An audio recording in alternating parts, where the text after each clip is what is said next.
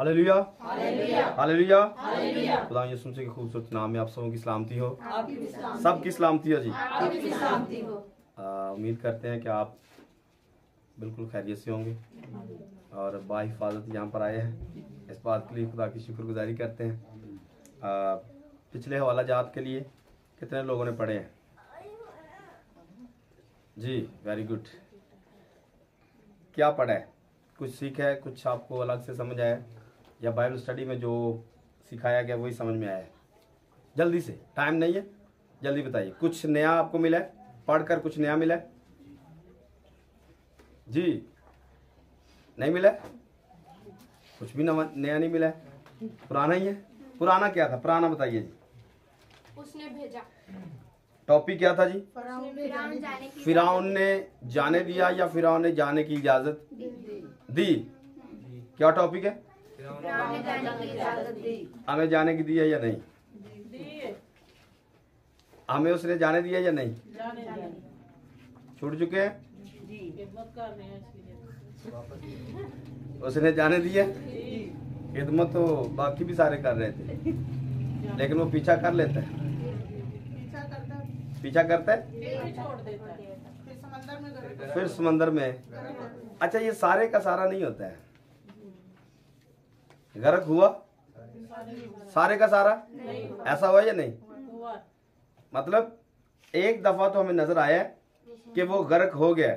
फिर हमने एक गीत का इसके अंदर सहारा लिया था, वैरियां दे पैरी कंडा चुभ देंदा है, अपने नगा के बाकी, अपने नगा के बाकी। फिर ऐसे के साथ दूसरा भी है, जब अगर खुदा आपने मतलब गुजार कर बाकियों को मार देता है तो शैतान भी इतना कच्चा नहीं है, वो भी अपना बीज साथ ही रखता है। इसका उल्टा हिस्सा है। अगर खुदा अपना टुंड बचा के रखता है तो ये भी अपना टुंड बचा के रखता है। हाँ, दोनों साइडों पे आप देखेंगे, आपको समझ में आएगा कि अगर खुदा अपने लिए बचा के रखता है तो शैतान भी अपने लिए बचा के रखता है। कभी भी आप नहीं देखेंगे कि सारे के सारे फ्री हो गए और सारे खुदा के नाम पे लग गए हैं। ऐसा नहीं होता है। और ना ही ये होता है कि सारे के सारे तबाह हो गए हैं। खुदा कुछ ना कुछ अपना रख छोड़ता है और शैतान भी कुछ ना कुछ अपना रख छोड़ता है। कितनी मिसालें चाहिए?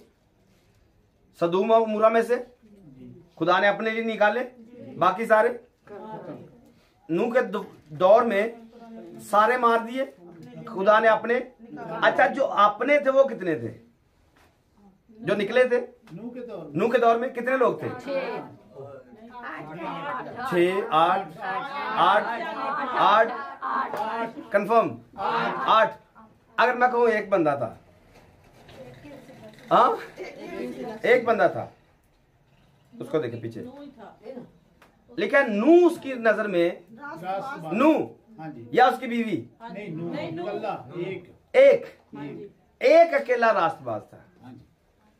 तो अगर एक था तो बीवी उससे अलग नहीं थी, वो दोनों मिलाकर ही एक थे, दोनों मिलाकर ही एक थे।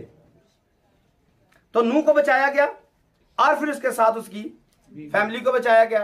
कुल मिलाकर कितनी जाने हुई? 8। अच्छा, 8 में से आप यूं समझें कि सारे के सारे मर गए और एक खानदान बचा खुदा परस्त। शैतान कैसे काम स्टार्ट करेगा? वो छोड़ता नहीं है, वो भी अपना टुंड बचा के लेके आता है। तो हाम को कश्ती में तो वो जाहिर नहीं हुआ कि ये इबलीस की तरफ है, लेकिन कश्ती से बाहर आने के बाद जाहिर हो गया कि ये इबलीस की तरफ है और इसने इबलीस का साथ दिया और इसी हाम की वजह से फिर पूरी दुनिया में लानत फैल गई। कौवा जब तक कश्ती के अंदर था तब तक जाहिर नहीं हुआ कि ये मेरे साथ है या फिर बाहर वाले के साथ है। तो मैं आपको कह रहा हूं कि अगर खुदा बचा के रखता है तो शैतान भी बचा के रखता है। आज के दौर में भी अगर बेदीनी बहुत ज्यादा फैल रही है तो खुदा अपने लिए बचा के रखता है। हम अपनी बात करते हैं कि हम कह सकते हैं कि खुदा ने हमें दुनिया से अलग कर लिया है, दुनिया से बाहर ले आया है। हम दुनिया जैसे नहीं हैं, क्योंकि हम नया मखलूक हैं, हम आसमानी हैं, हम इस जमीन के नहीं हैं, हम इस जमीन के हमें खुदा ने अलग किया है। तो ये हर बंदे की अपनी अपनी बात है। जैसे एक नारा कोई मतलब लगाया करते थे, आज तो कम पड़ गया, जय यसूदी बोलते थे लोग, आज नहीं बोलते हैं, बहुत कम आप सुनते हैं। एक मतलब कुछ दिन चल रहे थे जिन दिनों में ये टर्म बहुत यूज की जा रही थी, जय यसूदी, हर शय यसूदी। ये सही है?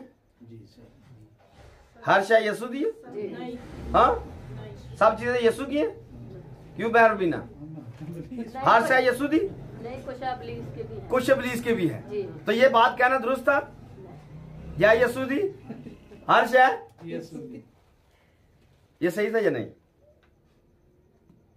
बोल दें, सही था या नहीं? नहीं सही? अगर कहूँ सही है, सही था? दो सवाल, दो जवाब आ गए, सही था नहीं सही था? खुदा वास्ते सब कुछ जैसे। अच्छा, इसको दुरुस्त करने के लिए सिर्फ आपने एक छोटी सी बात करनी है, जय यसूदी मेरी हर शय यसूदी। हम अपनी बात कर सकते हैं, सबकी नहीं।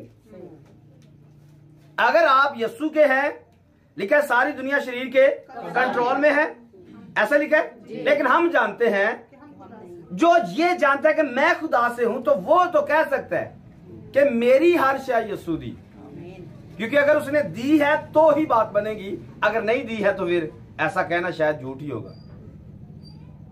चीज कोई भी यीशु को नहीं देना चाहते हैं और कहते हैं हर शय यीशु देना कुछ भी नहीं चाहते। अगर हम देना चाहते तो फिर मैं कह सकता हूं, आप कह सकते हैं मेरी हर शय यीशु। आमीन। सो हमारा सिलसिला जारी है।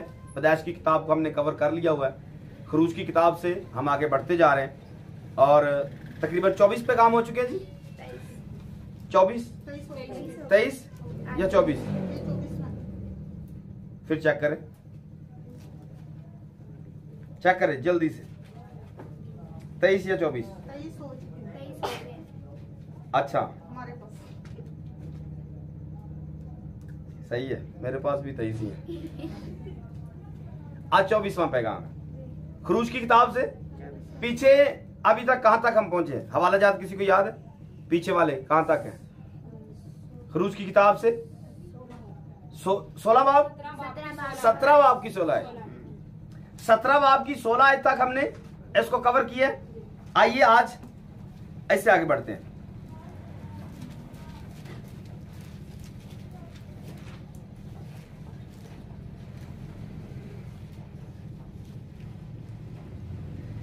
आज 18वें बाब की पहली आयत से काम स्टार्ट है जी। 18वें बाब की पहली आयत, खरूज की किताब 18वें बाब की पहली आयत से लेकर 20 बाब की 23 नंबर आयत तक है। पहला आज का जो रेफरेंस है, खरूज की किताब 18वां बाब उसकी पहली आयत से लेकर 20 बाब की 23 आयत तक है। और इसके साथ यसाया की किताब उसका 6 बाब, यसाया की किताब उसका 6 बाब, और नए अहदनामा में से मत्ती की अंजील उसका 5वां बाब और उसकी 8 नंबर आयत से लेकर 20वीं आयत तक। मत्ती की अंजील 5 बाब उसकी 8 नंबर आयत से लेकर 20वीं आयत तक है। सो आज का जो बाइबल स्टडी का जो टॉपिक है उसको पहली आयत से हम निकालेंगे। आइए, कोई भी बंदा खरूज की किताब 18वें बाब की पहली आयत को पढ़ सकता है। और जो कुछ खुदावंद ने मूसा और अपनी कौम इस्राएल के लिए किया, और जिस तरह से खुदावंद ने इस्राएल को मिस्र से निकाला, सब मूसा के खुसर यत्रू ने मिद्यान का काहिन था सुना। सो आज का जो टॉपिक है इस पहली आयत में, वो खुसर जो है वो यत्रू है। आज की बाइबल स्टडी का टॉपिक यत्रू। यत्रू यत्रू मूसा का खुसर या सुसर है। अच्छा, ये जो 3 मैंने आपको हवाला जात बताए हैं, इनका जो कॉमन थीम है, इनको आपस में जोड़ने के लिए तीनों को, उसको भी समझिए वो क्या है। आप 18वें बाब में पाते हैं कि खुसर जो है उसका यत्रू जो है इसके पीछे आएगा, और फिर 19वें बाब में ये रफीदीम में पहुंचेंगे, और 20वें बाब में खुदा जो है ये पहाड़ पर आएगा। खुदा क्या करेगा? पहाड़ पर आएगा और पहाड़ पर आकर इनको तालीम देगा। पहले रेफरेंस में इन तीनों को जोड़ने के लिए खुदा पहाड़ पर आएगा, एक पहाड़ है इसको जोड़ने के लिए। नंबर 1 पर एक पहाड़ है और खुदा है और तालीम है। खुदा पहाड़ पर आकर तालीम देता है। इस हवाले में पहले में आप देखेंगे, आप यशायाह की किताब का हवाला निकालिए, 6 बाब निकालिए। यहां पर भी आप पहली आयत को पढ़िए, 6ठे बाब की पहली आयत से। जिस साल में उजिया बादशाह ने वफात पाई, मैंने खुदावंद को एक बड़ी बुलंदी पर ऊंचे तख्त पर बैठे देखा। तो यहां पर भी एक बुलंदी है, खुदा है जो ऊंचे तख्त पर बैठा हुआ है। मत्ती की इंजील में आइए, 5वां बाब निकालिए, पहली ऐसे पढ़िए मत्ती की इंजील। को देखकर पहाड़ पर चढ़ गया। क्या लिखा है? वो उस भीड़ को देखकर पहाड़ पर चढ़ गया। यहां पर भी एक पहाड़ है और खुदा है। तो तीनों जगह पर एक एक आपको पहाड़ नजर आएगा, बुलंदी नजर आएगी, खुदा नजर आएगा और खुदा फिर तालीम देगा। आमीन।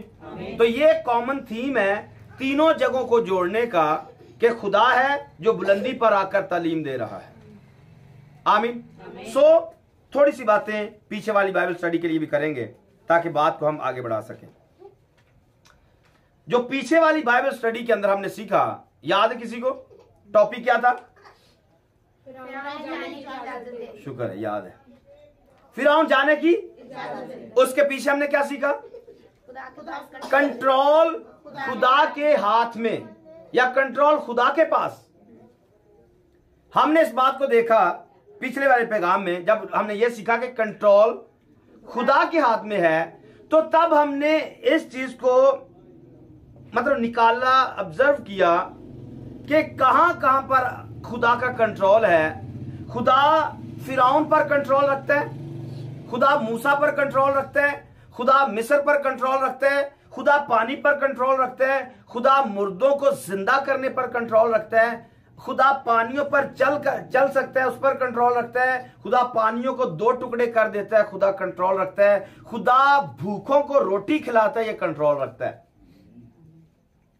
और इसका दी एंड जहां पर हमने किया था, इस बात को देखा था कि फिरौन को तो खुदा ने खड़ा किया है। फिरौन को आपको याद है, यह हवाले पर हमने बड़ी लंबी बहस की थी। इसको देखिए, रोमियो के खत में से 9वें बाब में, उसकी 14वीं आयत से पढ़िए। रोमियो 9वें बाब की 14वीं आयत। बस हम क्या कहें? क्या खुदा के यहाँ बेइंसाफी है? हरगिज नहीं, क्योंकि वो मूसा से कहता है तो जिस पर रहम करना मंजूर है उस पर रहम करूंगा, और जिस पर तरस खाना मंजूर है उस पर तरस खाऊंगा। बस ये ना इरादा करने वाले पर मुनहसर है, ना दौड़ धूप करने वाले पर, बल्कि रहम करने वाले खुदा पर। क्योंकि किताबे मुकद्दस में फिरौन से कहा गया, किताबे मुकद्दस में फिरौन से कहा गया कि मैंने इसीलिए तुझे किसने खड़ा किया? किसने खड़ा किया? इस बात पर हमने जोर दिया था कि फिरौन को खड़ा करने वाला खुदा है। क्यों? आगे क्या लिखा हुआ है? तेरी वजह से अपनी कुदरत जाहिर करूं, और मेरा नाम तमाम रुए जमीन पर मशहूर क्या हो? एक बदकार को चुना गया अपना नाम मशहूर करने के लिए। कैसा लग रहा है? एक बदकार को चुना गया अपना नाम मशहूर करने के लिए। खुदा बदकारों को चुन लेता है। खुदा बदकारों को चुन लेता है। और जब बदकार खड़े होकर खुदा की जगह खुदा के लिए काम करते हैं, खुदा ज्यादा मशहूर होता है। रात की स्टडी में भी हमने पढ़ा है, सौल को चुना गया, सौल की तब्दीली को देखा, सौल तब्दील हुआ और हर रोज खुदा उसे कुव्वत दे रहा था। और फिर जो पहले सताने वाला था अब वो मुनादी करने वाला है। तो खुदा ने फिरौन को खड़ा किया। हमने इस बात को समझा, इस बात को देखा कि फिरौन को खुदा खड़ा करता है अपना नाम मशहूर करने के लिए। फिरौन किसके कंट्रोल में? फिरौन खुदा के कंट्रोल में। मूसा किसके कंट्रोल में? फिर हमने इस बात को देखा कि सौल जो है खुदा की तरफ से एक बुरी रूह सौल को सताती है। बुरी रूह किसके कंट्रोल में? सौल किसके कंट्रोल में? एक दाऊद है, दाऊद को खुदा भेजता है, जाकर वो बचाता है। और बुरी रूह दाऊद किसके कंट्रोल में? बदरू खुदा के कंट्रोल में, सौल खुदा के कंट्रोल में, दाऊद खुदा के कंट्रोल में, मूसा खुदा के कंट्रोल में, फिरौन खुदा के कंट्रोल में, पानी खुदा के कंट्रोल में। इस बात को समझा गया मैं किसके कंट्रोल में हूं? शैतान के या खुदा के? या फिर हम नाम शैतान को मानते हैं ना खुदा को मानते हैं? इस बात को हमने समझा कि हम खुलकर शैतान के साथ भी खड़े नहीं हो सकते हैं और हम खुलकर खुदा के साथ भी खड़े नहीं हो पा रहे हैं। हमारे साथ क्या चल रहा है? ऐलान कर दे जैसे यहोशुआ ने किया, अब रही मेरी और मेरे। हम क्या करेंगे? हम क्या करेंगे? तो हमने ऐलान कर दिया, हम खुदा के हैं। ये साबित करने के लिए कि हम पर कंट्रोल खुदा का है। हम जो करेंगे वो खुदा के कहने के मुताबिक करेंगे। आमीन। हम खुदा के अलावा दूसरे किसी की बात को नहीं मानेंगे। आमीन। सो ये पीछे वाली स्टडी में हमने देखा। और जब कोई ऐसा करता है, खुदा के कंट्रोल में आ जाता है, फिरौन मजबूर हो जाता है। फिरौन किस लिए? जाने के लिए। इनको छोड़ो भाई, ये खुदा के हो चुके हैं। इनको आप मेरे साथ है? मेरे साथ लगता नहीं है। जो बात मैंने आपके सामने इतनी लंबी बताई है, आपको आसानी से समझ आनी चाहिए। अगर हम खुदा के कंट्रोल में आ जाते हैं तो फिरौन हमें जाने देता है। क्यों? क्योंकि वो समझ लेता है कि अब ये मेरे बस की बात, ये मेरे कंट्रोल में नहीं रहेंगे। तो हमारे साथ भी ऐसा ही होता है। मैंने शुरू में बोला है, क्या आपको उसने जाने दिया है?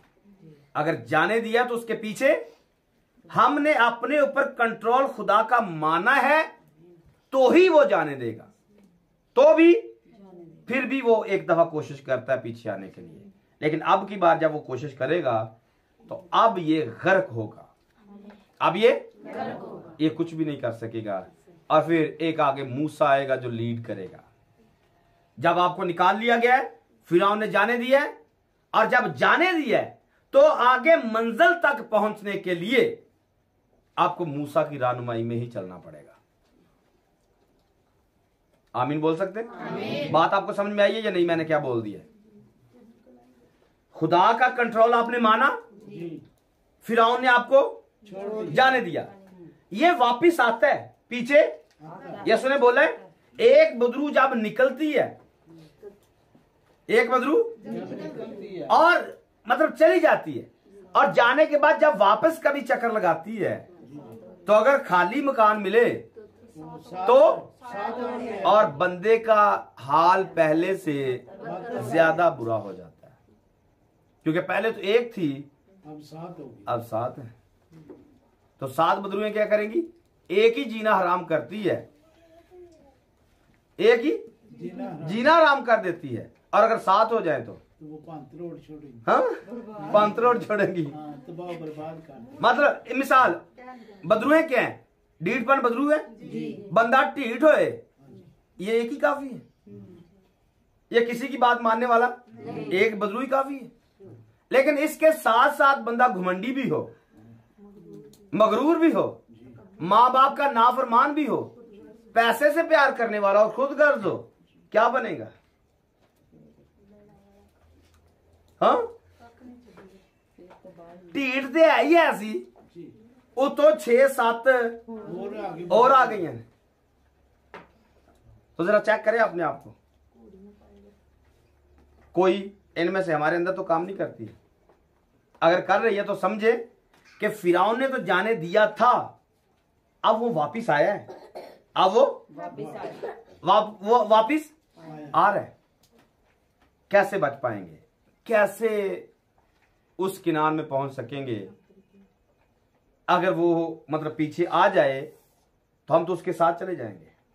वैसे भी थोड़ा सा सफर करते दिल करता है वापस जाने को, करता है या नहीं? वहां पर करता है, गंडे शंडे कीड़े कूड़े याद होंगे, आते या नहीं? मतलब दिल तो करता है वापस जाए, और तो फिरौन मतलब लैंड आ जाए, अगलवंड इस्तकबाल करना आ जाए। कई ऐसे आते हैं इस्तकबाल करने के लिए, वो जल्दी चले जाते आते हैं। आज भी जब कभी आप एक जगह को छोड़ते हैं दूसरी जगह पे जाते हैं तो फिर वो आता है आपको मना मनू के वापस लेकर जाने के लिए। कोई गल नहीं, वादे घाटे हो जाते, चलो असा ही गलती कर लीए तो तुसी आ जाओ, होता है नहीं? आज भी ऐसे चल रहा है, ये स्पिरिट आज भी काम कर रही है कि हम जाना कहां चाहते हैं? इस मिस्र को छोड़कर किनार में जाना चाहते हैं, लेकिन मिस्र का हाकम आ जाता है, भाई किधर चले असा तानू की आख्या, चलो रल मिल के काम कर लेने जी, तुसी आंदे वादे घाटे हो जाते। लेकिन अब वादे घाटे नहीं चलेंगे, अब खुदा के लोग आगे जाएंगे पीछे, क्योंकि यीशु ने कहा जो हल पर हाथ रखकर पीछे देखता है वो मेरे तो हम किसके लायक हैं? हम खुदा के लायक हैं, क्योंकि उसने हमें निकाल लिया है। हम फिरौन के साथ जाने वाले हाँ, इस बात का हमें 100% यकीन हो चुका है कि जब हम निकल आए तो एक आग है जो उसका रास्ता रोकेगी, एक आग है जो उसका रास्ता रोकेगी और हमें महफूज तरीके से कुलजम से क्रॉस करवाएगी और उसको यहां पर रोक के रखेगी। जब हम गुजर जाएंगे तब इसको छोड़ेगी, अब बेटा आजा तुझे देख लेते हैं, और तब इसको छोड़ा जाएगा इसको गर्क करने के लिए। आमीन। तो फिल्म आपके सामने साफ है, उसने हमें जाने दिया है। जब जाने दिया है, अगर वो आ भी जाए तो हमने उसके पीछे नहीं जाना। आप जा भी नहीं सकते हैं। आप क्यों? क्योंकि आप कुलजम क्रॉस कर चुके, आप बपतिस्मा ले चुके, अब आप लॉक हो चुके हैं, अब आप वापिस नहीं जा सकते हैं, क्योंकि आप अपनी कुदरत से बपतिस्मे को तोड़ के वापिस मिस्र में जा नहीं सकते। आप समंदर को मूसा के कहने से तो 2 टुकड़े कर सकते हैं, बगैर मूसा के अपनी मर्जी से वापिस जा, और मूसा के पास भी अब अथॉरिटी नहीं है कि इस बंद किए हुए समंदर को दोबारा से खोल सके। यही पादरी आपको बपतिस्मा तो दे सकता है, इसमें से गुजार तो सकता है, पर पादरी के पास भी पावर नहीं है कि आपका बपतिस्मा तोड़कर कहे कि चलो वापस चले जाओ, आप फिर से दोबारा वापस चले जाओ। ऐसा एक दिन मैंने पहले भी बताया, हमारे भाई गुलजार, उन्होंने हमें बात सुनाई क्योंकि उनका रिश्तेदार था, तो सुबह सुबह गया पादरी साहब के घर पे। बात थोड़ी शायद आगे पीछे हो सकती, भाई जी गुलजार साहब माफी चाहता हूँ कि कुछ अगर आगे पीछे हो जाए तो। जाके पादरी साहब का बुआ खड़काया, सवेरे सवेरे पादरी उठे, हाँ जी कौन जी? मैं फलाना फलाना। हाँ भाई जी सवेरे सवेरे मैं अंदर तौबा वापस करना है। मैं तौबा वापस करना है। उन्हें आगे तो निकल जा, केड़ी तौबा वापस होंगी? तौबा वापस नहीं होती। जब एक दफा कर ली है, बपतिस्मा ले ली है, अब आप वापिस जाएंगे तो आप नहलाई हुई सूरनी की मानत तो हो सकते हैं, आप सुअर तो हो सकते हैं, आप वापिस नहीं जा सकते। तो मैं आपको ये बता रहा हूं कि जब हम निकल गए, फिरौन आएगा भी तो मरने के लिए आएगा, हमें वो वापस मिस्र में नहीं लेके जा सकेगा। और आपके पास भी कोई चॉइस नहीं है, या तो आप बियाबान में मरोगे, या आप बियाबान में, या आप किनान जाओगे। दो ही बातें हैं। आप वापस जाने के लिए अब आपके पास कोई चॉइस नहीं है। तो हमने इस चॉइस को, क्योंकि ये बेहतरीन चॉइस है, खुदा हमें वहां लेकर जा रहा है जहां दूध और शहद की नदियां बहती हैं, जहां दूध और शहद की नदियां बहती हैं। शायद हमारा दिल उसको करता है, लेने के लिए नहीं करता है, ये तो आप और मैं बेहतर जानते हैं। खुदा हमारे लिए बेहतरीन इंतखाब करता है। सो थोड़ा आगे बढ़ते हैं। आज की बाइबल स्टडी में जो हवाला जात मैंने आपके सामने रखे, इसमें आप समझिए, यत्रू जो है मूसा से मिलने आता है। इसके मिलने की वजह क्या थी? ये क्यों मिलने आया है? पहले नहीं आया है। ये पहले मिलने नहीं है। अब क्यों आया है? थोड़ा सा अगर आप पीछे पढ़ के देखें, जब इसको बुलाया गया कि वापिस जा अपने भाइयों को निकालने के लिए, देखिए मेरे साथ चौथा बाब खरूज की किताब का, और उसकी 18 नंबर आयत से देखिए थोड़ा सा इसको। तब मूसा लौटकर अपने खुसर यत्रू के पास गया। यहां पर क्या हुआ था? खुदा के साथ इसकी मुलाकात हुई और अपने खुसर के पास गया और जाकर उसने उसे बताया, कहा कि मुझे जरा इजाजत दे कि अपने भाइयों के पास जाऊं जो मिस्र में है, मैं जाऊं और देखूं कि अब तक जीते हैं कि नहीं। यत्रू ने मूसा से कहा सलामत जा। यत्रू ने क्या कहा? क्या हुआ? मूसा क्या कहना चाह रहा था? कि मैं अपने भाइयों से क्या करना चाहता हूं? मैं क्या करना चाहता हूं? देखूं कि वो सुते हैं या जाग रहे हैं। मतलब मर गए हैं या जाग रहे हैं? वो जीते हैं या नहीं? आगे यत्रू ने क्या कहा? मूसा से कहा सलामत जा। और खुदावंद ने मदियान में मूसा से कहा कि मिस्र को लौट जा, क्योंकि वो सब जो तेरी जान के ख्वाह। खुदावंद ने उससे कहा कि जो तेरी जान के ख्वाह थे, मतलब जान के ख्वाह कौन था? जब ये कत्ल कर चुका तो ये भाग गया और खुदा ने उसे बताया कि जो तुझे मारना चाहते थे अब वो मर गए। और फिर आगे थोड़ा सा आइए 24वीं आयत में। लंबी बात है लेकिन जल्दी कर लें। 24 में मंजिल पर खुदावंद उसे मिला जी और चाहा कि उसे मार डाले। आगे तब सफूरा ने चकमक का एक पत्थर लेकर अपने बेटे की खलड़ी काट डाली और उसे मूसा के पांव पर फेंक कर कहा, तू बेशक मेरे लिए खूनी दूल्हा ठहरा। आगे तब उसने उसे छोड़ दिया। बस उसने कहा कि खतना के सबब से तू खूनी दूल्हा है। आमीन। यहाँ पर आपने देखा है उसकी बीवी इसके साथ है, सफूरा इसके साथ है। अच्छा, इसकी 20वीं आयत में लिखा है, तब मूसा अपनी बीवी अपने बेटों को लेकर और उनको एक गधे पर चढ़ाकर मिस्र को लौटा और मूसा ने खुदा की लाठी अपने हाथ में ले ली। अब यहां से अपने ससुर के पास से ये उठा है, अपनी बीवी को लिया और लिखा अपने बेटों को लिया, और ये चारों लोग क्या कर रहे हैं? अपने सफर को इन्होंने शुरू कर दिया। अब सफर तो शुरू किया लेकिन ये सफूरा मिस्र में साथ नहीं गई है, सफर में साथ नहीं गई, वहां पर ही अपने बाप के घर से। अभी यूं समझे कि कलीसिया बनना अभी शुरू होगी, चर्च स्टैब्लिश होना शुरू होगा, लोगों को गुनाह से निकालना भी स्टार्ट ही करेंगे, तो बीवी मतलब लड़ाई स्टार्ट कर देगी। ऐसा ये लिखा हुआ है, ये यहां पर ऐसा लिखा हुआ है कि अभी मूसा अपनी मिनिस्ट्री का आगाज करेगा, लोगों को निकालेगा, या निकालने के लिए अभी सफर स्टार्ट ही करेगा, तो बीवी रुकावट डाल देगी। और फिर इसके साथ जाने के लिए तैयार ही मूसा अकेला काम करेगा, इसकी बीवी साथ नहीं जाएगी। अब ये वाला मतलब जो सीन है यहां पर इसको समझे कि ये लॉक हो चुका है, इसके आगे जो कुछ भी होगा मूसा जाएगा, वहां से निकाल के लाएगा, इसकी बीवी इसके साथ नहीं है।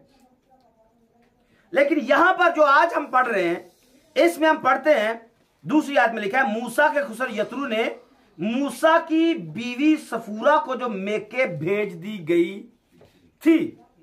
इसका मतलब है कि जब उसने सफर स्टार्ट किया था वहां पर लिखा नहीं है कि उसके साथ आगे हुआ क्या था, लेकिन मूसा ने क्या किया, यहां से हमें सबक मिलता है, यह बात समझ में आती है कि जब वो लड़ाई कर रही थी इस बात के लिए तो मूसा ने उसे वापस घर भेज दिया होगा जरूर, क्योंकि यहां पर ऐसा लिखा है मूसा की बीवी सफूरा को जो मेके भेज दी गई थी और उसके दोनों बेटों को साथ लिया। इनमें से एक का नाम मूसा ने यह कहकर जैसूम रखा था कि मैं प्रदेश में मुसाफिर था, और दूसरे का नाम यह कहकर एलीएजर रखा था कि मेरे बाप का खुदा मेरा मददगार हुआ और उसने मुझे फिरौन की तलवार से बचाया। तो यहां पर जो उसका खुसर आता है वो हकीकत में उसकी बीवी और बच्चों को साथ लेके आता है। यहां पर उसकी बीवी और बच्चों को। और गिनती की किताब में इसका यूं मिलेगा कि वहां पर एक ऐसी बात लिखी हुई है, नाम भी थोड़ा फर्क लिखा हुआ है, रोएल लिखा हुआ है इसका नाम, और फिर मरियम और हारून जो है मूसा पर बुड़बड़ाते हैं क्योंकि लिखा उसने एक कूशी औरत से ब्याह कर लिया। तो ब्याह तो इसने पहले किया हुआ था, ब्याह तो इसने पहले किया हुआ था। हाँ, बीवी इसकी मेके पर थी, मेके थी, और उसके बेटे भी वहां पर थे। मरियम को और हारून को शायद इस बात का इल्म नहीं था कि इसने क्या किया हुआ है, क्योंकि वो लड़ाई करके अपने माँ बाप के घर पे थी। तो अब यहां से वो वापिस लेके आता है और आगे लिखा है मूसा का खुसर यत्रू उसके बेटों और बीवी को लेकर मूसा के पास उस बियाबान में आया जहां खुदा के पहाड़ के पास उसका डेरा लगा था, और मूसा से कहा कि मैं तेरा खुसर यत्रू तेरी बीवी को और उसके साथ उसके दोनों बेटों को लेकर तेरे पास आया हूं।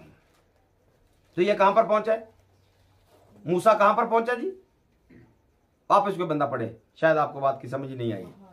नहीं पढ़िए, इस आयत को पढ़िए जी, 5वीं आयत को पढ़ना है, 5वीं आयत से पढ़िए। और मूसा का खुसरू यत्रू उसके बेटों और बीवी को लेकर मूसा के पास उस बियाबान में आया जहां खुदा के पहाड़ के पास उसका डेरा लगा था। अब पहले जब खुदा के साथ मुलाकात हुई थी तो ये मिस्र से निकाल कर आया कहां पर है? उसी जगह पर आया जहां पर ये पहले भेड़ बकरियां चराता था, अपने खुसर यत्रू की। आप समझ में आया क्या लिखा हुआ है? पढ़िए, इससे आगे पढ़िए। बियाबान में आया जहां खुदा के पहाड़ के पास उसका डेरा लगा था, यानी कि जब वो यहां से निकले तो वो वापस लोगों को लेकर उसी पहाड़ के पास आया जिस पहाड़ पर खुदा की उसके साथ मुलाकात हुई। और आप समझते हैं इस बात को कि खुसर जो था वो वहीं रहता था, क्योंकि वो मदियान के अंदर ही आया था, और अब मूसा भी फिर से मदियान में आया। मूसा फिर से मदियान में आया, उसी इलाके में आया जहां पर वो भेड़ बकरियां चरा रहा था। अब दूसरी बात समझिए कि खुदा मूसा को इस बियाबान में क्यों लेके आया था। उसकी एक बहुत बड़ी वजह यह थी क्योंकि जब ये मिस्र के अंदर था तब ये बादशाह था, जब ये मिस्र में था तब ये बादशाह था, और कोई भी बादशाही लेवल का बंदा कलीसिया को चरा नहीं सकता है। कोई भी अपने अंदर बादशाह का रूप रखते हुए कलीसिया को चरा नहीं सकता। पादरी कैसा चाहिए? एक चरवाहा चाहिए जो भेड़ों को समझता हो और बकरियों को समझता हो। बादशाह शायद ना भेड़ों को समझ पाते हैं और ना ही बकरियों को समझ पाते हैं, क्योंकि वो बादशाह हैं, उनका भेड़ बकरियों के साथ कोई वास्ता नहीं। खुदा भी ऐसे ही है। खुदा बेशक अच्छा चरवाहा है, लेकिन उसको अपनी बादशाही सीट को छोड़ना पड़ा है और नीचे आकर उसे चरवाहा बनना पड़ा है। ऐसे बड़ी अच्छी खास समझ में आती है बात कि अगर हम अपने आप को बादशाह, पादरी अपने आप को बादशाह बनाकर जिंदगी बसर कर रहे हैं तो ये भेड़ों को कभी चरा नहीं सकते। भेड़ों को, इनको चरवाहा बनना ही पड़ेगा। और आज जो चरवाहे बादशाह बने हुए हैं, चौधरी बने हुए हैं, ये कभी भी भेड़ों की हिफाजत नहीं कर सकते हैं। क्यों? क्योंकि इनको अपनी ठाट बाट के बारे में ही ख्याल रहता है, भेड़ों के बारे में ख्याल नहीं रहता। भेड़ें कहां पर परगंदा हो रही हैं इस बात का इल्म शायद नहीं है। तो इससे हमें इस बात का भी सीखने को मिलता है। आगे बढ़ते हैं, जल्दी थोड़ी सी करते हैं। क्या हुआ, जैसे ही खुसर उसका आएगा देखेगा तो वहां पर क्या चल रहा है, एक बहुत बड़ा हजूम है। मूसा बैठा है, लोग आ रहे हैं, धड़ाधड़ आ रहे हैं, जा रहे हैं, आ रहे हैं, जा रहे हैं, आ रहे हैं, जा रहे हैं। मूसा सुबह से शाम तक मुसीबत में पड़ा हुआ है, लोगों की बातें सुन रहे हैं। कौम कितनी बड़ी, मर्द कितने, 6 लाख तो सिर्फ मर्द ही मर्द है। तो अब 6 लाख बंदा हर रोज मूसा को मिलेगा, कैसा लगेगा? हाँ, उसे नहीं ठाट बाट में कैसे रह सकेगा? मतलब सुबह से यहां पर बैठा है, मतलब उन्होंने तो सा ही नहीं आएगा। एक बंदा जा रहा है, दूसरा बंदा आ रहा है, एक बंदा जा रहा है, दूसरा बंदा, मतलब आज इसका मसला है, कल उसका मसला है, कल उसका मसला है, कल उसका मसला है। मतलब 12 कबाइल है, 6 लाख बंदे, ऊपर से रोटी नहीं है, बियाबान में आए हुए, रोटी नहीं, पानी नहीं है। मूसा कल है सुनने वाला, सानू मारन नहीं लैंदा। यहां तो एक बंदा बिगड़ता है, कलीसिया में एक बंदा बिगड़े पूरा चर्च डिस्टर्ब हो जाता है। होता है या नहीं? होता है। उनके साथ क्या हो रहा है? मूसा के साथ भी यही हो रहा है। हाँ, सुबह तो शाम तक मसले ही नहीं मोक रहे। मूसा रोटी कदों खा रहे हैं, चाह कदों को प्यार है, टी ब्रेक कदों कर रहे, कोई समझ नहीं आ रही। यही कुछ वो देखता है यहाँ पे आके। पढ़िए जरा 13वीं आयत से। और दूसरे दिन मूसा लोगों की अदालत करने बैठा। हाँ, और लोग मूसा के आसपास सुबह से शाम तक खड़े रहे। सुबह तो उथे ही खड़े ने, ते मूसा बैठा है ते बंदे खलोते ने। आगे, और मूसा के खुसर ने सब कुछ जो वो लोगों के लिए करता था देख लिया। तो उससे कहा, ये क्या काम, एक ही काम में जो तू लोगों के लिए करता है? तू की करने है, एक काम करने का तरीका है। तो कहने को तो ये काम ही कर रहा था, सुबह तो शाम तक की कर रहे हैं। पादरी लगा है, सुबह तो शाम तक पादरी, कोई सलाहकार नहीं सलाह देने वाला, या फिर सलाहकार है वे पर मनने वाला नहीं।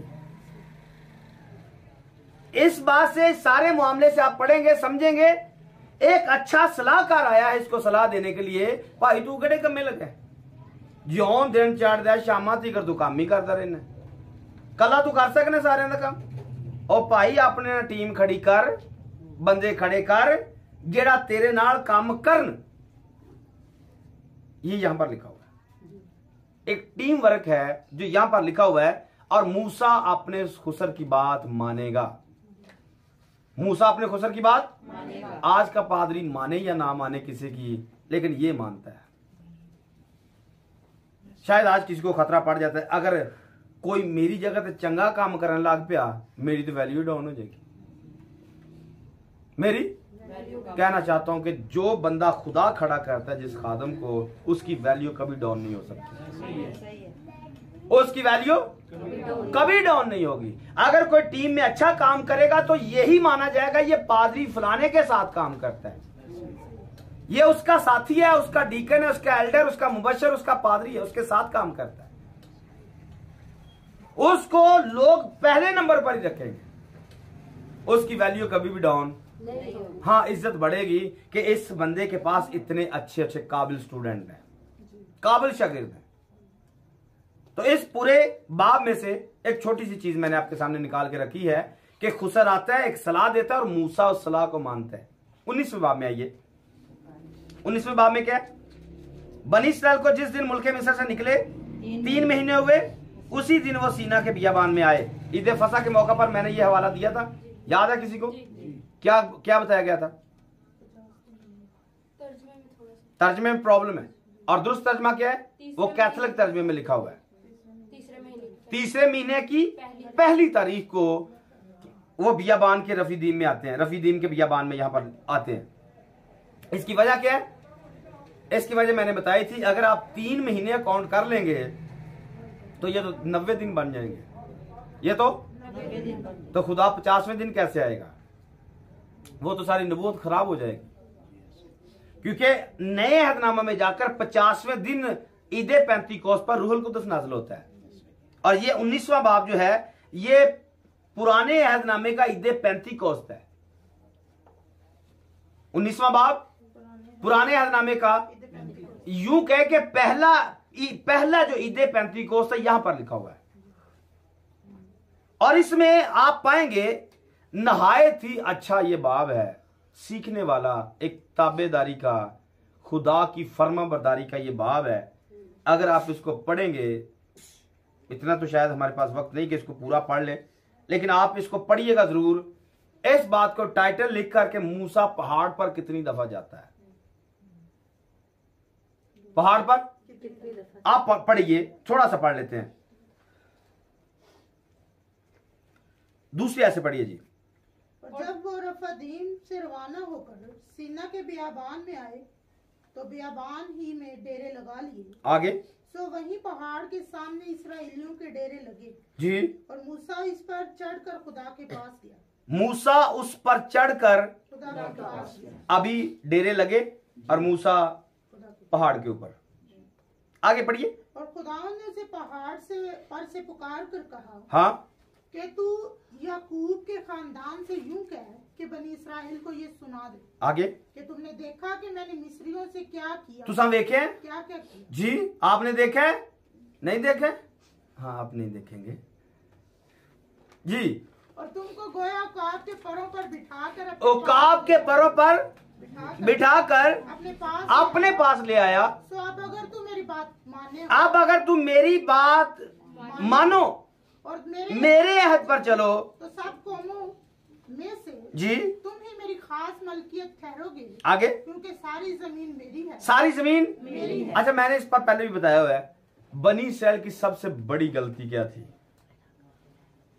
बनी इसराइल की सबसे बड़ी गलती वो थी कि खुदा को मानते नहीं थे, खुदा के खिलाफ चलते। सब कुछ मानेंगे, सब बात जो मूसा कहेगा वो मानेंगे। ये मैंने बताया था कि जब खुदा कह रहा था कि मेरी गल मनो, ये मानते तो नहीं, लोगों ने कहा जी हम मानेंगे।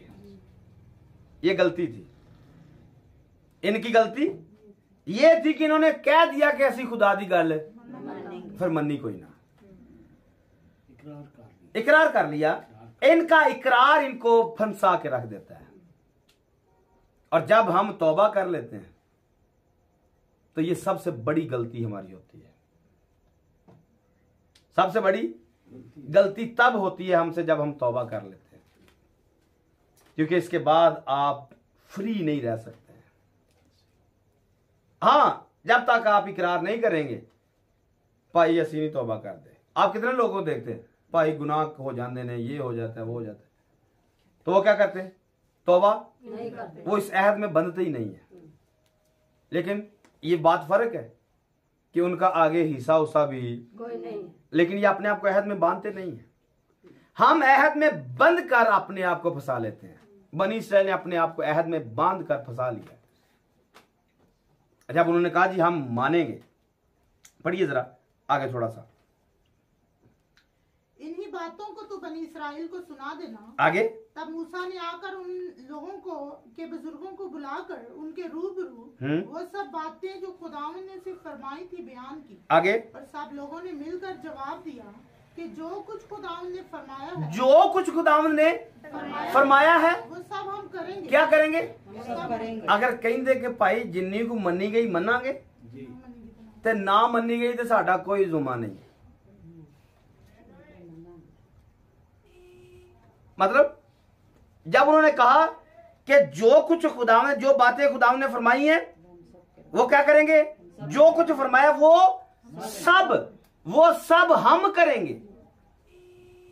अच्छा इकरार है, लेकिन इसी इकरार के अंदर आपके लिए मौत भी छुपी हुई है। अगर नहीं करेंगे आप अपने अहद से अहद शिकनी करेंगे, और जो कोई अहद शिकनी कर देता है वो फिर बचता नहीं है। अहद को जो तोड़ देता है फिर वो बचता नहीं है। तो ये अहद था जो उन्होंने वहां पर इसमें किया है।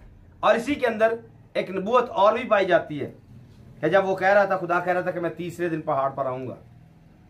तुम्हारे देखते देखते आज और कल अपने आप को साफ रखो तो मैं तीसरे दिन पहाड़ पर। इसी जगह से, इसी हवाले से हमने ईद पेंतीकोस्त का पैगाम दिया है और यीशु मसीह के आने की डेट बताई है, टाइम बताया है कि ये वाला टाइम जो है 16वीं आयत में लिखा है, जब तीसरा दिन आया तो सुबह होते ही बादल गरजने, बिजली चमकने लगी, पहाड़ पर काली घटा छा गई और किरणा की आवाज बहुत बुलंद हुई और सब लोग डेरों में। तो यूं समझिए कि जब खुदा यीशु मसीह ने आना है तो सुबह सवेरे का वक्त होगा और लोग अपने अपने डेरों में कांप जाएंगे। डेरे कौन कौन से? जो कब्रों में हैं और जो ऊपर वाले हैं, सब डरेंगे और किरणा की आवाज सुनते ही सारे लोग अपने डेरों में कांपेंगे और फिर उसके बाद हवा में उसका इस्तकबाल करेंगे। इसी के अंदर थोड़ा सा आगे और पढ़ते हैं, क्योंकि बात आगे भी थोड़ी सी करनी है अगले हवालों पर भी। यहां पर आप देखेंगे बार बार मूसा ऊपर जाएगा, नीचे आएगा, ऊपर जाएगा, नीचे आएगा। और 20वां बाब शुरू होते ही ऐसे थोड़ी सी बात करते हैं। 20वां बाब पढ़िए पहली आयत से। और खुदा ने ये सब बातें फरमाई कि खुदावन तेरा खुदा जो मुल्के मिस्र से गुलामी के घर से निकाल लाया मैं हूं। तो पहली चीज खुदा ने अपना तारफ करवाया।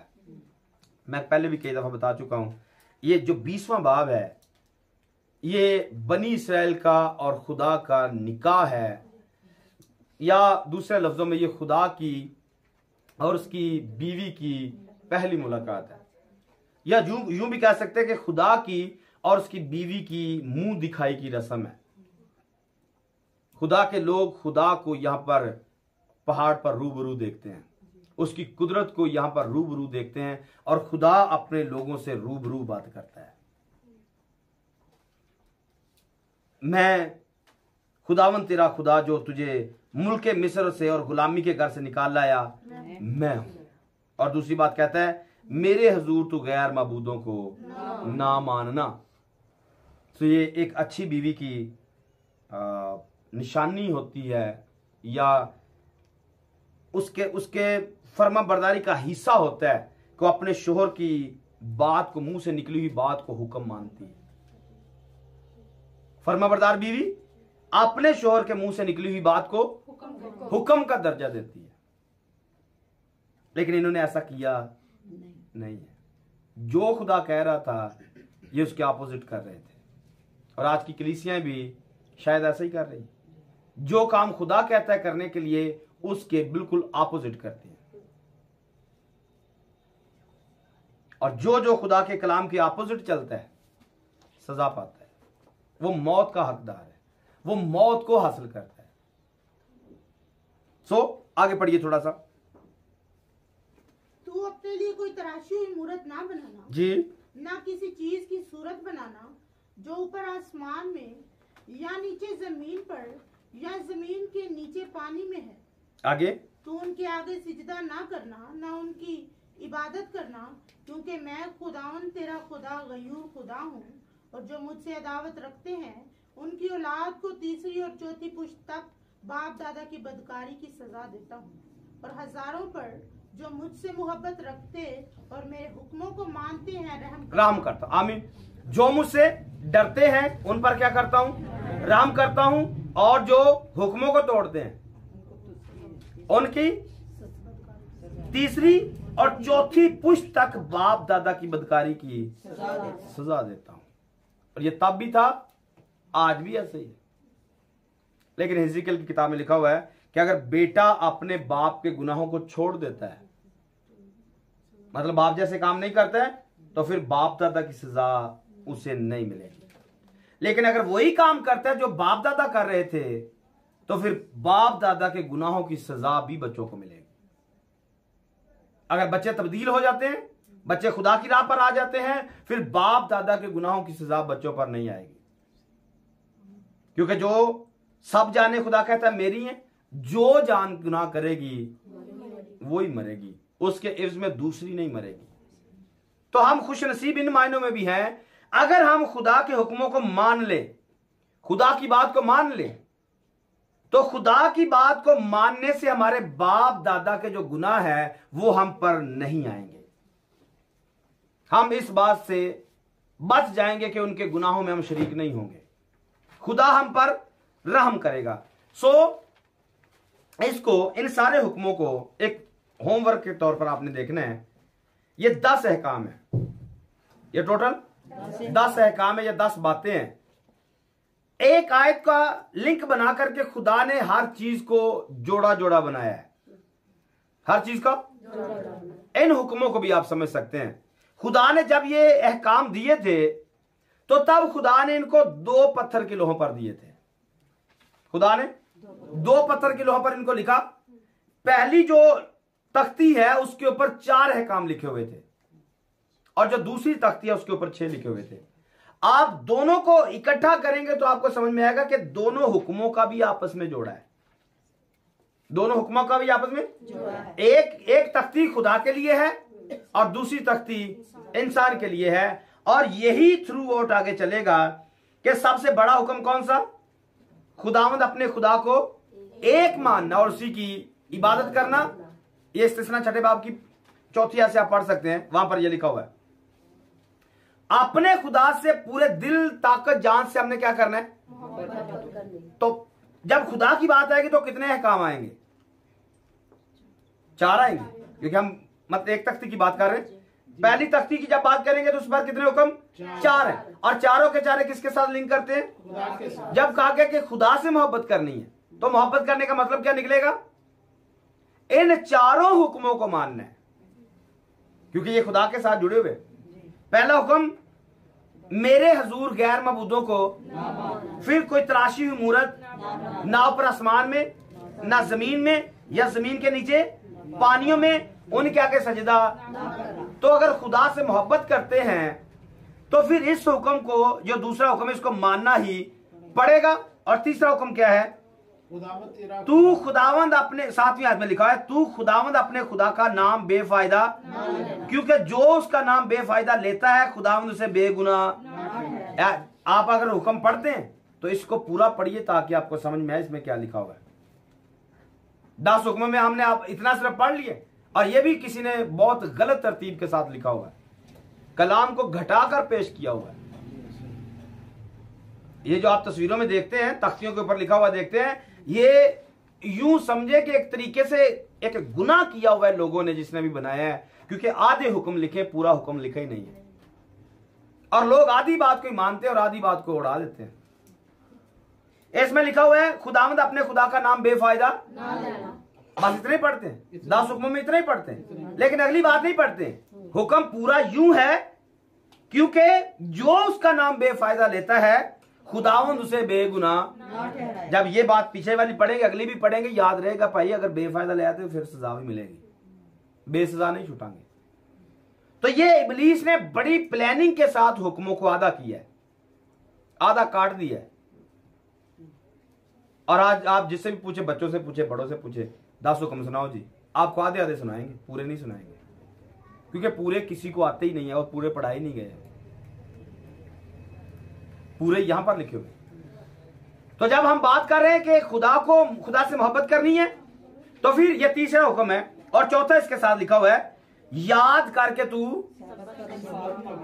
इतने पढ़ते जो 10 हुक्म लिखे हुए हैं उसमें इतने पढ़ते। आगे वाला किसने पढ़ना है?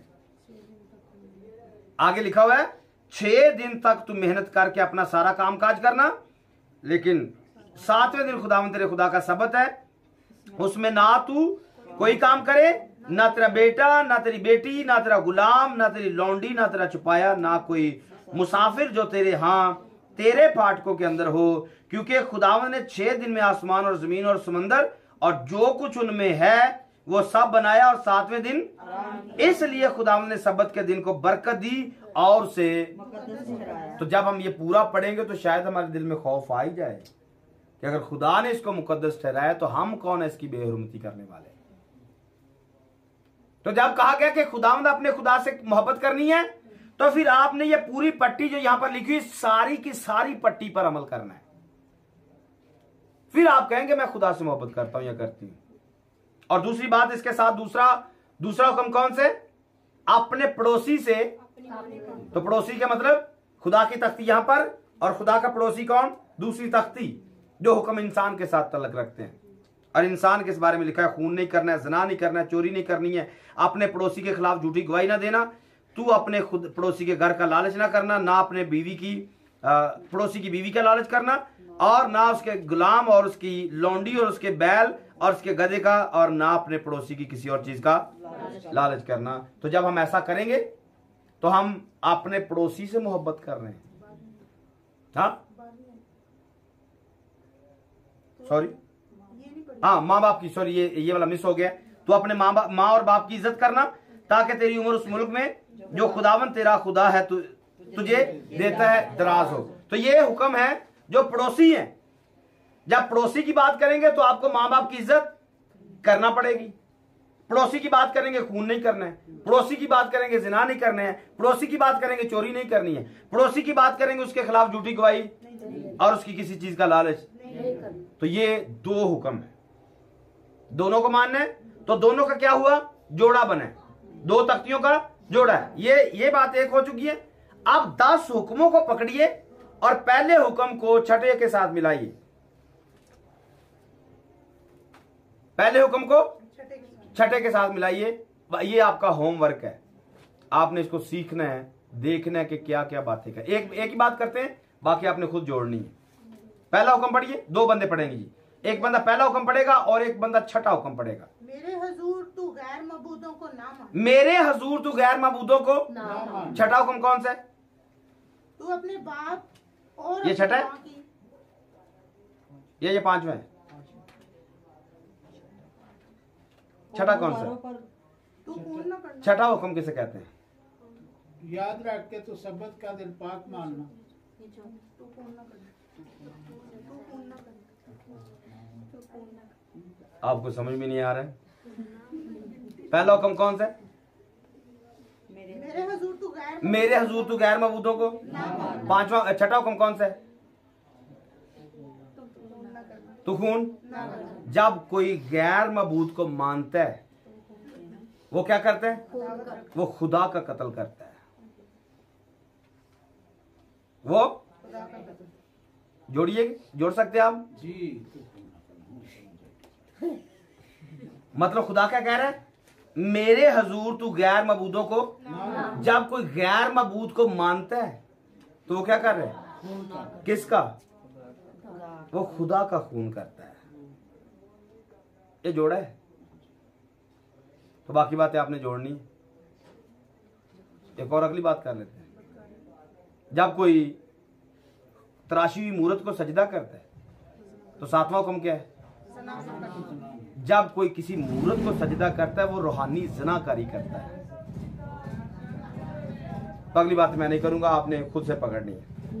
2 मैंने आपके पास एक का बोला था, 2 बता दिए, तो पीछे 3 ही रह गई, 3 आपने जोड़ लेनी। 18वीं से पढ़िए जी, 20 बाब के 18वीं आयत।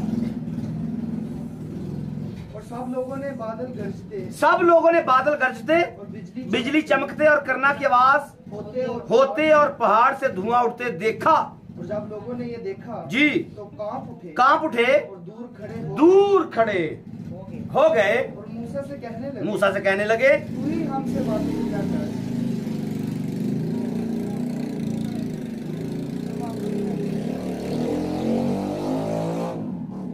कुछ नहीं हो सकता भाई जी। वापस पढ़िए 18वीं आयत से जी, 18 से पढ़िए जी। सब लोगों ने बादल गरजते और बिजली चमकते करना की आवाज होते पहाड़ से धुआं उठते देखा। और जब लोगों ने ये देखा तो कांप उठे और दूर खड़े हो गए और मूसा से कहने लगे तू ही हमसे बातें किया कर और हम सुन लिया करेंगे, लेकिन खुदा हमसे बातें ना करे। ये कल कह रहे थे जो खुदा कहेगा सी मनांगे। अभी मतलब कितना टाइम गुजरा है, खुदा की झलक देखी है? नाल ही मुकर गए। सानू खुदा ही नहीं चाहिए, सानू नहीं चाहिए। तू जानते तेरा खुदा जाने। तू सानू दसिया कर ते असीं तेरी ते सुनदे ते भी कोई नहीं। मतलब सुननी यदि भी कोई नहीं, बहाने। खुदा के साथ मुलाकात हो रही है भाई, या फिर ये कुछ आगे तक पहुंच गए। इन्होंने खुदा को देखा है, कि जब खुदा आता है तो पहाड़ कांपने लग जाता है। खुदा आता है, असी हिलते भी नहीं, असी हिलते भी नहीं। क्या ख्याल है जी? असी हिलते भी नहीं। थोड़ा जा हिलिए तो लोग मजाक करते लोग मजाक करने लगे। हैं। की हो गया, इन्हें की हो गया। समझे इस बात को? इन्होंने नजारा देखा है। क्या देखा है? लिखा है बादल गरजते हैं, बादल, बिजली चमकती है, करना की आवाज बुलंद होती है, पहाड़ से धुआं उठता है। कौन आ रहा है? खुदा आ रहा है। और लिखा है जब लोगों ने ये देखा तो कांप उठे, पहाड़ धुआं छड़न लग पे, पहाड़ शायद साढ़े जो सेक भी नहीं निकलता। खुदा की बातें सुनकर साढ़े जो सेक भी नहीं निकलता, असी गरमैश भी नहीं पकड़ते, असी कोई हरारत भी नहीं आ रही, रिवाइवल भी नहीं आ रही, बेदारी नहीं आ रही। ऐसी हालेलुया। कुछ नहीं हो रहा है, बातें खुदा की कर रहे हैं, कलाम सुन रहे हैं, लेकिन कोई टस से मस ये कांप रहे हैं। ये कह सकते हैं भाई असी खुदा नाल नहीं मिलना, तू मिलिया कर ते सानू दस दिया कर, जो तू कहेगा असी मनांगे। आगे क्या लिखा है? ताना हो कि हम मर जाए। मूसा ने लोगों से कहा, मूसा ने लोगों से कहा कि तुम डरो मत, तुसी ना डरो, क्योंकि खुदा इसलिए आया है खुदा इसलिए आया है कि तुम्हारा इम्तिहान करे। क्यों आया? इम्तिहान करे। किस बात का इम्तिहान करना है जी इनका? आगे और तुमको उसका खौफ उसका खौफ हो ताकि तुम गुनाह ना करो। ताकि तुम खुदा ना आए। खुदा पर गुनाह नहीं ऐसा छड़ना, ना गुनाह छटांगे ना खुदा चाहिए। लेकिन कल कह रहे सन कि जो खुदा कहेगा असी करांगे। तो ये बनी इस्राएल के साथ है या हुआ है। आगे देखिए मत्ती की इंजील से थोड़ा सा पढ़ते हैं, टाइम हमारा हो चुका है। मत्ती की इंजील 5वें बाब में आइए।